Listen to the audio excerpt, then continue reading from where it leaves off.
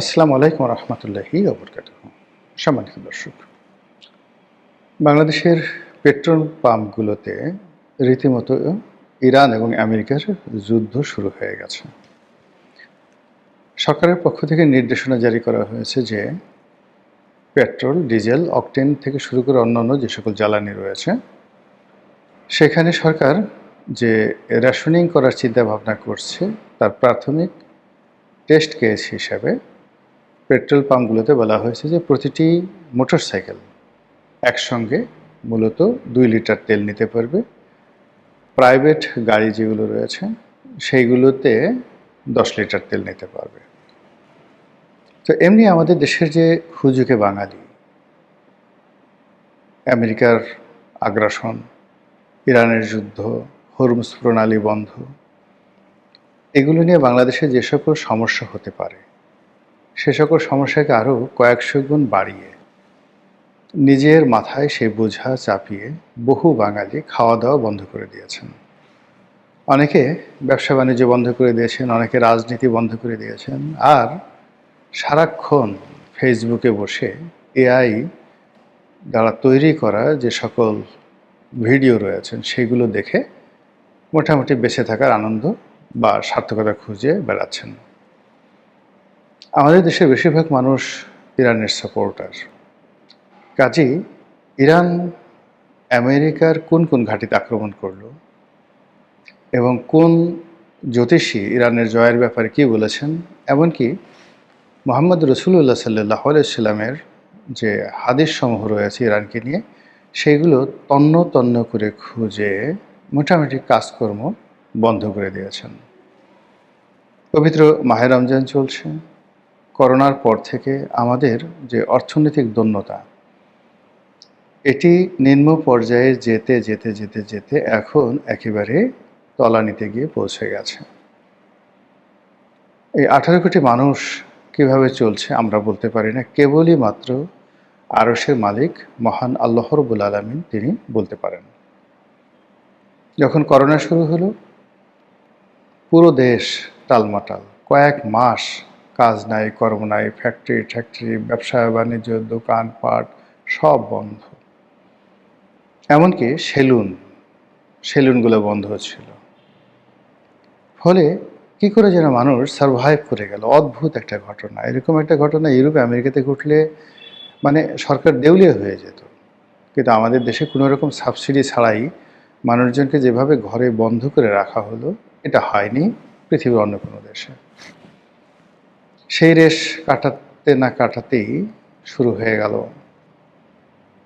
Ukraine যুদ্ধ।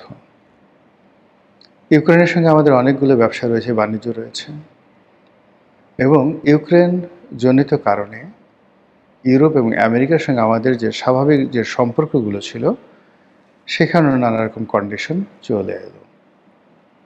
বাংলাদেশে যে রাশিয়ার প্রজেক্টগুলো চলছিল এবং রাশিয়ার যে বিনিয়োগগুলো আসছিল সেটা ধপ করে বন্ধ হয়ে গেল। এমনকি রাশিয়ার যে জাহাজগুলো যেগুলো রূপপুর পারমাণবিক বিদ্যুৎ কেন্দ্রের মালামাল নিয়ে বাংলাদেশে আসছিল, আমেরিকার নিষেধাজ্ঞার কারণে সেইগুলো বাংলাদেশে ভিড়তে পারলো না, এমনকি ভারতেও ভিড়তে পারলো না। ফলে কি হলো, এই রূপপুর পারমাণবিক বিদ্যুৎ কেন্দ্র এখনো পর্যন্ত শুরু করা যায়নি। অথচ ইউক্রেন যুদ্ধ যদি না হতো এটা অনেক আগেই চালু হয়ে যেত। এবং ইতিমধ্যে রাশিয়ার সঙ্গে আমাদের যে দ্বিপাক্ষিক ব্যবসা বাণিজ্য শুরু হয়েছিল সেক্ষেত্রে আমরা আমেরিকার একটি বিকল্প বাজার রাশিয়াতে খুঁজে পেতাম। কিন্তু নিয়তি আমাদেরকে কোথায় নিয়ে এলো। এরপর শেখ হাসিনার পতন হলো এবং শেখ হাসিনার পতনের ১ বছর আগে আওয়ামী লীগের যারা দুর্বৃত্ত এতটা বার বেড়েছিল, তারা ধরাকে সরাজ্ঞান করতেন। ২০৪১ সন পর্যন্ত ক্ষমতায় থাকবেন, কোনোদিন মরবেন না। ২ হাতে রাষ্ট্রীয় অর্থ যেখানে যেভাবে পেরেছেন লোপাট করেছেন। দেশের মধ্যে কোটি কোটি করে টাকা ইঁদুরের মতো কেটে কেটে খরচ করেছেন আর দেশের বাইরে সেই টাকা পাচার করেছেন। ফলে ব্যাংকগুলো ফোকলা হয়ে গেছে। তারপর যেভাবে শেখ হাসিনার পতন হলো, যেভাবে ডক্টর মোহাম্মদ ইউনূস এলেন, আর গত ১৭ মাস ধরে যে তাণ্ডব চলল অর্থনীতির উপর, সমাজের উপর, মানুষের মন মানসিকতার উপর যে মপতন্ত্র চালু হলো, তাতে অর্থনীতির যে মেরুদণ্ডের যতটুকু ছিল সেটুকু ভেঙে গেল। এখন নতুন সরকার যখন ক্ষমতায় এলো, ক্ষমতা আসার সঙ্গে সঙ্গেই ইরান এবং আমেরিকার যুদ্ধ শুরু হলো। যেদিন যুদ্ধ শুরু হলো সেদিন আমি বলেছিলাম যে এই যুদ্ধ যদি প্রলম্বিত হয়, শেখ হাসিনার যে পতন, সেই পতনের যে পরিণতি, তার চেয়ে ভয়াবহ পরিণতি আমাদের অর্থনীতিতে আসবে, আর তারেক জিয়ার জীবনকে দুর্বিষহ করে তুলবে। ঘটনা তাই হয়েছে। এখন আমাদের যে পেট্রোলিয়াম যে মজুদ রয়েছে, যেগুলো বলার দরকার ছিল না, সেগুলো একজন অতি উৎসাহী সরকারি কর্মকর্তা বলে দিয়েছেন যে আমাদের 13-14 দিনের পেট্রোলিয়াম মজুদ রয়েছে। সঙ্গে সঙ্গে হাহাকার, মানুষ যে যার মতো করে, যাদের জেনারেটর আছে তারা বড় বড় ড্রাম নিয়ে তেলের পাম্পগুলোতে ছুটা শুরু করলো। যাদের গাড়ি আছে, একটা দুটো গাড়ি, তারা মানে পেট্রোল পাম্পগুলো খালি হয়ে যাওয়ার জন্য যা যা করা দরকার বাঙালিরা হুজুকে একসঙ্গে শুরু করলো। আর এই অবস্থাতে সরকার নিষেধাজ্ঞা দিল যে রেশনিং করতে হবে। আর সেই রেশনিংয়ের পরে যারা ভুক্তভোগী তারা জানেন যে কী অবস্থা তৈরি হয়েছে ঢাকা শহরের। যেই যে এলাকাতে পেট্রোল পাম্প আছে সেই এলাকাতে গাড়ির লম্বা লাইন, এত লম্বা লাইন যে সেখানে রীতিমতো যানজট তৈরি হয়ে গেছে। আমি গত রাত 11টার সময় বের হয়েছিলাম একটি টেলিভিশন টক শোতে। পথের মাঝে যেগুলো দেখেছি, যেমন সেই প্রধানমন্ত্রীর কার্যালয়ের সামনে একটা ফিলিং স্টেশন আছে, ট্রাস্ট ফিলিং স্টেশন। এটার যে সিরিয়াল, এটার সিরিয়াল শুরু হয়ে গেছে বলতে গেলে সেই মহাখালীর মোড় থেকে ক্যাপ্টেন ওয়ার্ল্ড এসে যে আপনার মোড় নিল, ঠিক সেখান থেকে শুরু হয়ে গেছে। আমি ভেবে পাই না যদি কারো ঠিক একটা গাড়ি থাকে 3000 সিসির একটা গাড়ি, এমনকি 2000 সিসির একটা গাড়ি, সরকার নিয়ম করেছে 10 লিটার তেল। তো সে যদি বাসা থেকে যায় এবং ওখানে যে সিরিয়াল আমি দেখলাম সেই সিরিয়ালের মধ্যে সে দাঁড়িয়ে থাকে, ওখানে তো 10 লিটার 15 লিটার তেল ওখানে পুড়ে যাবে। কি হচ্ছে পেট্রোল পাম্পগুলোতে? মন্ত্রী প্রতিমন্ত্রী যারা আছেন তারা দৌড়দৌড়ি করছেন এবং পরিস্থিতি সামাল দেওয়া যাচ্ছে না। এটা গত রাতের ঘটনা। আজকে কি হয়েছে আমি জানি না, তবে বেশিরভাগ মানুষ দেখা গেল তাদের যে চলাচল সীমিত করে ফেলেছে। আর এই রোজার মাসে যদি চলাচল সীমিত হয়ে যায়, অর্থনীতি আরও সর্বনাশের দিকে যাবে। আজকের দিনে টাটকা খবর হলো যে হরমুজ প্রণালী খুলে দেওয়া হয়েছে। খুলে দেওয়া হয়েছে সকল দেশের জন্য, কেবলমাত্র ইসরায়েল এবং আমেরিকার যারা তেল রপ্তানিকারক বা ইসরায়েল আমেরিকার যে জাহাজগুলো সেগুলো হরমুজ প্রণালী দিয়ে যেতে পারবে না। এতেও কিন্তু সর্বনাশ থামবে না। প্রচণ্ড রকমভাবে মানে তেলের বাজার, অর্থনীতি এগুলো ঝুঁকির মধ্যে পড়ে যাবে। কারণ হলো সারা দুনিয়া মূলত আমেরিকা নির্ভর। তো আমেরিকা যে তেলগুলো কিনছে মধ্যপ্রাচ্য থেকে, সেই তেলগুলো যদি না কিনতে পারে, তাদের জাহাজ যদি হরমুজ প্রণালীতে চলতে না পারে, চীনের মানে বা ভারতের যে জাহাজগুলো সেগুলো অবাধে চললেও আমাদের অর্থনীতিতে কোনো ইতিবাচক ধারা আসবে না। তো এনিওয়ে এখন এরকম একটা হ্যাফাজেট অবস্থা চলছে। আমি যতটুকু জানি যে সরকারের অর্থনৈতিক অবস্থা, ব্যাংকিং অবস্থা এত ভালো নয়, বা একেবারেই যাকে বলা হয় সংকটাপূর্ণ, ভালো বলাটাই ঠিক হবে না।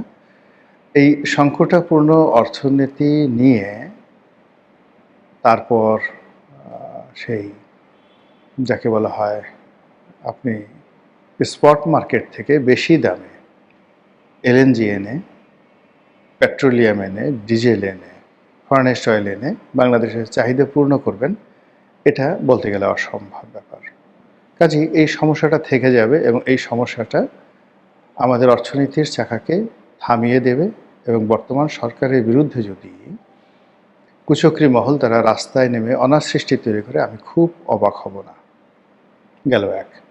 2 নম্বরে যেটা হলো যে এই ঈদের আগে আগে ব্যাংকগুলোতে প্রচণ্ড রকম ভিড় পড়বে।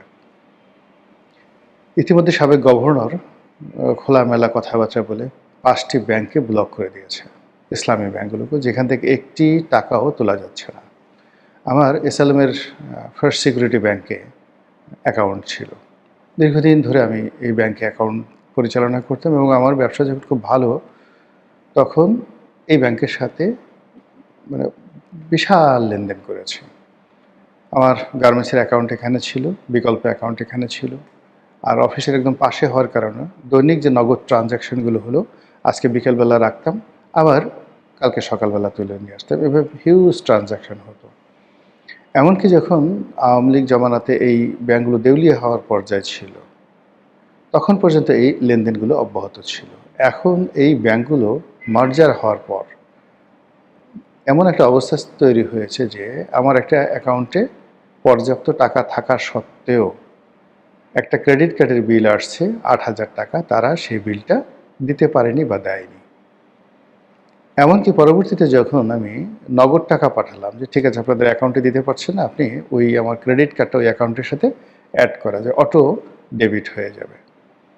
কিন্তু ব্যাংকের যে ম্যানেজার, তিনি এই নগদ টাকা তার ব্যাংকে জমা দিবেন, জমা দিয়ে আবার হেড অফিসের মাধ্যমে এই ৮,০০০ টাকা স্ট্যান্ডার্ড চার্টার্ড না, আমার ওই ব্যাংকটা ছিল আমেরিকান যে এক্সপ্রেস, সেই ক্রেডিট কার্ড, তো সিটি ব্যাংকে সেই টাকাটা যাবে এটা নিশ্চয়তা তিনি দিতে পারছিলেন না। তিনি বললেন যে স্যার আপনি মাফ করেন, দয়া করে আপনি সেই সিটি ব্যাংকের যে কোনো ব্রাঞ্চে জমা দেন। এই হলো ব্যাংকের অবস্থা।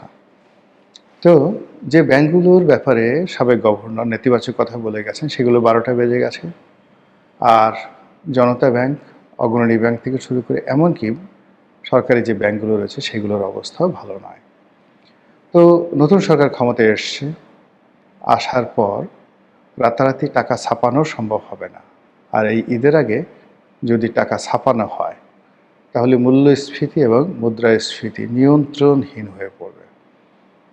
সেক্ষেত্রে যে স্টেডি অবস্থা আছে, স্লো অ্যান্ড স্টেডি, এই অবস্থাতে যদি এই হুজুকে বাঙালি ঈদের আগে ব্যাংকে ভিড় করে, রীতিমতো ১,০০,০০০ টাকা তোলার জন্য, ৫০,০০০ টাকা তোলার জন্য ব্যাংকের কাউন্টারগুলোতে যদি মারামারি লেগে যায় ঈদের আগে, আমি আশ্চর্য হব না।